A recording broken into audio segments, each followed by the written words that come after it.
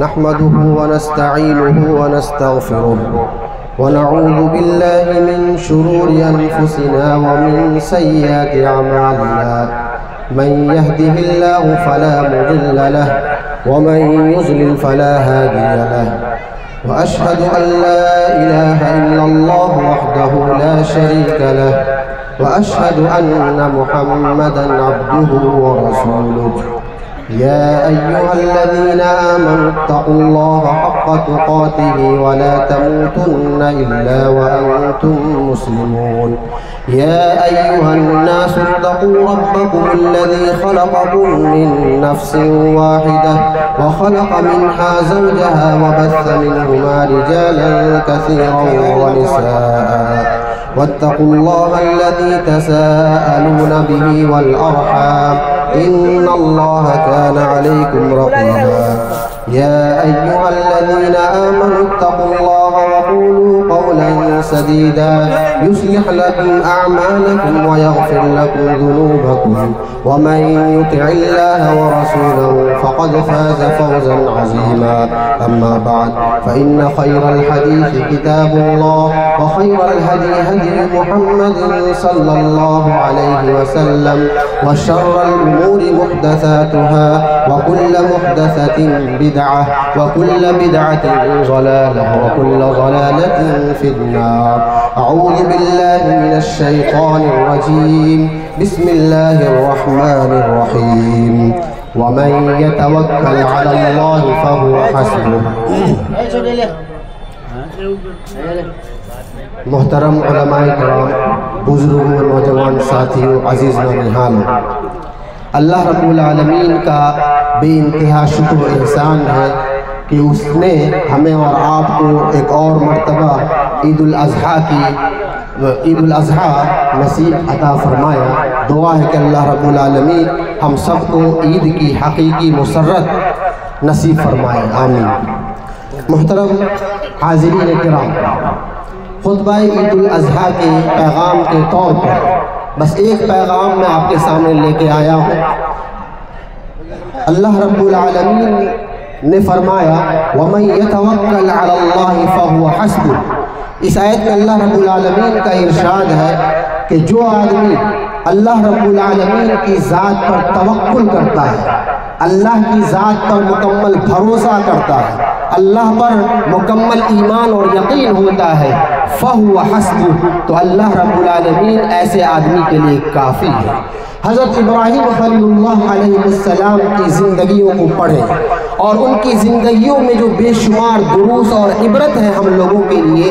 ان دروس میں سے ایک سبق ہمارے لیے یہ بھی ہے کہ ان کی زندگی میں قدم قدم پہ توکل علی اللہ کی صفت نظر آتی ہے۔ آپ ابراہیم خلیل اللہ علیہ السلام کے واقعات بارہا سنتے آ رہے ہیں، آپ نے غور کیا ہوگا کہ حضرت ابراہیم خلیل اللہ علیہ السلام کی پیدائش ایسے گھرانے میں ہوتی ہے جس کا باپ خود بتگر تھا، اپنے ہاتھوں سے بت کو بناتا تھا، بت کو بیچا کرتا تھا۔ ایسے ماحول میں حضرت ابراہیم خلیل اللہ علیہ السلام پیدا ہوتے ہیں، اللہ رب العالمین ان کو ہدایت دیتے ہیں اور وہ توحید کے متوالے ہوتے ہیں، شرک سے بیزار ہوتے ہیں، اور اپنے والدین سے، اپنے ماں باپ سے بھی وہ کہتے ہیں کہ ایسی چیزوں کی عبادت کیوں کرتے ہیں جو آپ کے کوئی نفع نقصان نہیں کرتا۔ تو اس وقت باپ جواب دیتا ہے اراغب انت عن آلہتی یا ابراہیم لئن لم تنتہی لارجمنک وہجرنی ملیا۔ ہمیں باپ دادا کے دین سے تم پھیرنا چاہتے ہو، اگر تم اس کام سے باز نہیں آؤ گے تو تمہیں پتھرے مار مار کر سنسار کر دیں گے۔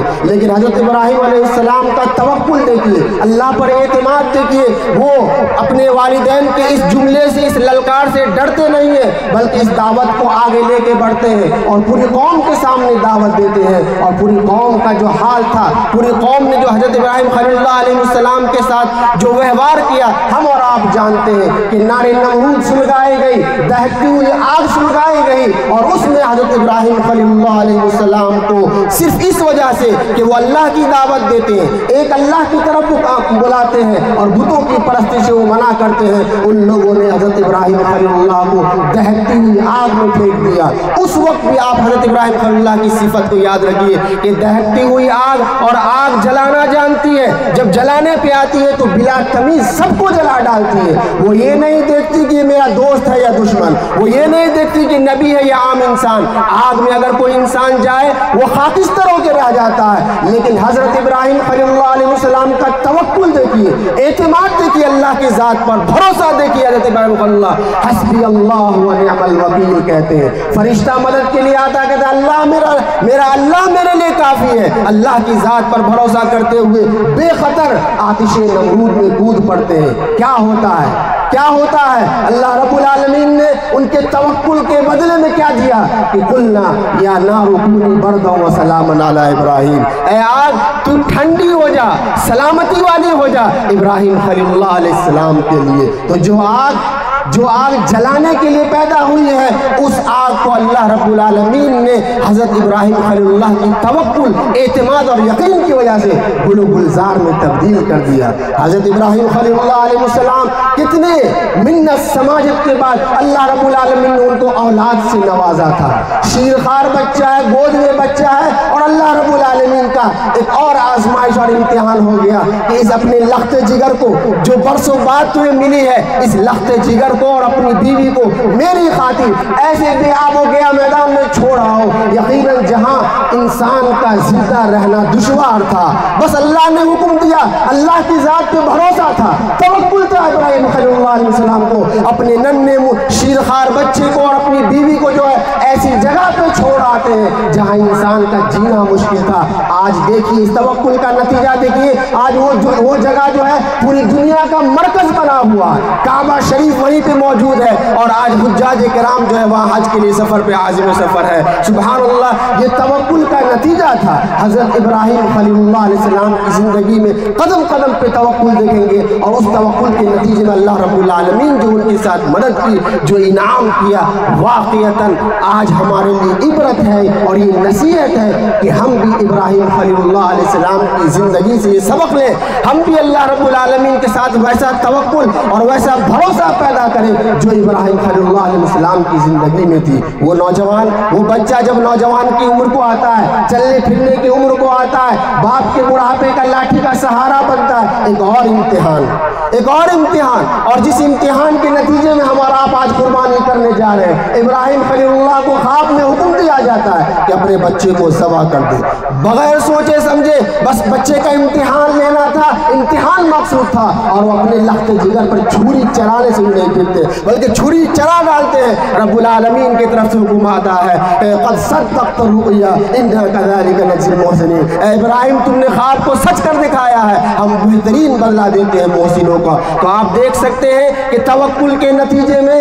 ابراہیم خلیل اللہ علیہ السلام کو کیسی آزمائش سے گزرنا پڑا، اور کتنا بڑا انعام اللہ رب العالمین نے دیا کہ آج رہتی دنیا تک حضرت ابراہیم خلیل اللہ علیہ السلام کی یادگار میں ہم اور آپ قربانیاں کرتے ہیں. کہنا یہ ہے کہ ابراہیم خلیل اللہ کی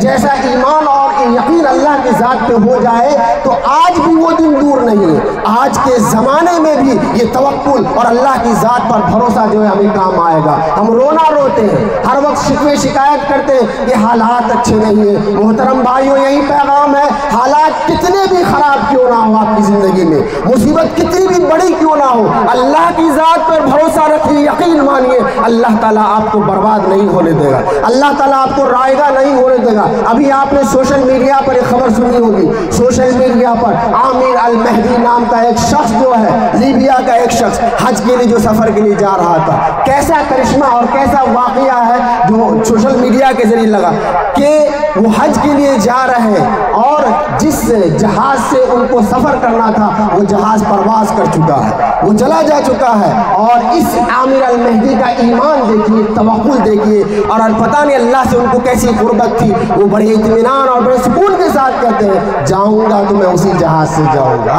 لوگ کہتے ہیں، ان کو سمجھایا کہ بس آپ اللہ سے دعا کیجیے کہ اگلے سال اللہ تعالیٰ آپ کو موقع دے، لیکن ان کا ایمان دیکھیں، وہ کہتے ہیں کہ میں اسی سال جاؤں گا اور اسی جہاز سے جاؤں گا جو جہاز پہ اڑ چکا ہے، جو وہاں پہ موجود نہیں ہے. یہ توکل ہے. جہاں آپ کو راستہ نظر نہیں آئے گا، اللہ رب العالمین آپ کے توکل کی وجہ سے ایسے راستے پیدا کر دیں گے کہ آپ کے وہم و گمان بھی نہیں ہوگا. جہاز واپس آیا تھوڑی ہی دیر میں، لیکن ہوا یہ کہ ڈرائیور نے اور وہ جو پائلٹ نے کہا کہ نہ، یہ اصول ہے کہ گیٹ بند ہو گیا تو دوبارہ ان کو گیٹ نہیں کھولا جائے گا. پھر بھی وہ اطمینان سے بیٹھا رہا ہے، جہاز دوبارہ پرواز کر گیا، ہاں اطمینان سے بیٹھا رہا۔ اب لوگوں نے کہا اب تو کوئی چارہ نہیں، اب چلا گیا، دوبارہ بھی آ کے چلا گیا، اب کیا؟ کہا کہ نہ، میں جاؤں گا تو اسی جہاز سے جاؤں گا۔ یہ اطمینان، یہ اعتقاد، یہ یقین کچھ بھی ظاہر نہیں ہے، لیکن اللہ رب العالمین کا کرنا کیا ہو، پھر دوبارہ جو ہے جہاز لوٹ کے آتی ہے، اور اس بار پائلٹ کا کہنا ہوتا ہے کہ عامر المہدی کے بغیر یہ جہاز پرواز نہیں کر سکتا۔ سبحان اللہ، دیکھیے راستے بند ہے، سب کچھ ختم ہو چکا ہے، بظاہر کچھ نہیں دکھ رہا، مایوسی ہی مایوسی، گھر واپس لوٹ کے جانا ہے۔ آج ہماری زندگی میں بھی ایسے مرحلے آتے ہیں، ایسے وقت آتے ہیں، خصوصاً میں نوجوانوں سے کہوں گا، نوجوانوں آپ کی زندگی میں بڑی پریشانی ہوگی، بڑے ٹینشن ہوں گے، کبھی کبھی آپ کا دل چاہے گا کہ میں مر جاؤں، خودکشی کر لوں، حالات اتنے گمبھیر ہوں گے، اتنے خراب ہوں گے۔ اللہ کے واسطے، اللہ کے واسطے، کتنا بھی مشکل مرحلہ کیوں نہ ہو، اللہ کی ذات پر بھروسہ کیجئے، توکل کیجئے، آپ سے جتنی محنت ہوتی ہے محنت کیجئے، اور ثمر جو ہے نتیجہ جو اللہ کے حوالے کر دیجئے، یقیناً اللہ رب العالمین آپ کو برباد نہیں ہونے دے گا۔ آج بھی ہو جو ابراہیم سے ایمان پیدا، آج بھی ہو جو ابراہیم سے ایمان پیدا، آگ کر سکتی ہے انداز گلستان پیدا، تو ابراہیم خلیل اللہ علیہ السلام کے جیسا ایمان پیدا کرے اور توکل پیدا کرے۔ دوسرا پیغام جو عید الاضحیٰ کے تعلق سے ضروری ہے کہ ہم اور آپ جو ہے قربانی کر رہے ہیں، اور قربانی کرتے ہوئے اس بات کا خاص خیال رکھیں، لَن يَنَالَ اللَّهَ لُحُومُهَا وَلَا دِمَاؤُهَا وَلَٰكِن يَنَالُهُ التَّقْوَىٰ مِنكُمْ۔ اللہ رب العالمین کو گوشت کی ضرورت نہیں، خون کی ضرورت نہیں، اللہ دیکھنا یہ چاہتا ہے، یہ جو قربانی کر رہا ہے اس کے دل میں تقویٰ کتنا ہے، اس کے دل میں اخلاص کتنا ہے۔ اگر اخلاص نہیں ہے تو لاکھوں کا جانور قربان کر کے بھی آپ اپنی زندگی میں بوجھ پال رہے، تو اللہ کے واسطے اپنے دل کو خالص کر لیجئے کہ میں اللہ کے لیے جانور پہ جو چھری چلا رہا ہوں، یہ صرف جانور پہ نہیں، میں یہ اقرار کرتا ہوں جس طرح ابراہیم خلیل اللہ نے اللہ کے لیے اپنی اولاد کو قربان کر دیا، اگر آج ہماری زندگی میں بھی ایسے حالات آئے تو میں اپنی اولاد کو قربان کر دوں گا۔ آج ہماری زندگی میں ایسے حالات آئے میں اپنی دولت کو قربان کر دوں گا، میں اپنی جان قربان کر دوں گا۔ یہ ہوتا ہے قربانی کا جذبہ، اور یہ پیغام ہوتا ہے۔ صرف ہمارا گوشت کھانے کے لیے، مستی کرنے کے لیے، رسم و رواج کے طور پر اگر ہم قربانیاں کر رہے ہیں تو اللہ کے واسطے رک جائے، ایسی قربانی نہ کریں، اپنے دل کو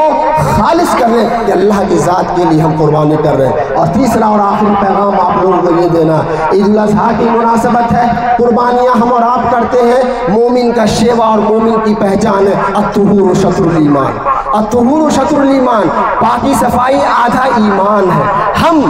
ہم قربانیاں کریں، ہمیں پوری آزادی ہے، لیکن گندگیاں نہ پھیلائیں، لوگوں کو تکلیف نہ دیں، ہماری اپنی ذات سے ہمارے برادروں کو، ہمارے ہم وطنوں کو تکلیف نہ ہو، ہماری حرکتوں سے ان کو تکلیف نہ ہو اور ان کے جذبے کو ٹھیس نہ پہنچے، اس چیز کا خاص خیال رکھیے۔ اللہ رب العالمین سے دعا کرتا ہوں کہ پروردگارہ ہم سب کو ابراہیم خلیل اللہ علیہ السلام جیسی توکل عطا فرما، پروردگارہ ان کے اندر جو ایمانی جذبہ اور جو ایمانی قوت تھی، مولا کریم ہم لوگوں کے اندر بھی حضرت ابراہیم خلیل اللہ جیسا ایمان مضبوط عطا فرما۔ پروردگارہ ہم اور آپ قربانیاں کرنے جا رہے ہیں، اے مولا کریم ہم سب کی قربانیوں کو تو قبول فرما لے۔ پروردگارہ ہم میں سے جو بیمار ہیں، جو لاچار ہیں، جو مجبور ہیں، اے اللہ ان کی مجبوریوں کو، ان کی بیماریوں کو دور فرما دے۔ پروردگارہ ہمارے درمیان آج جو موجود نہیں ہے، جو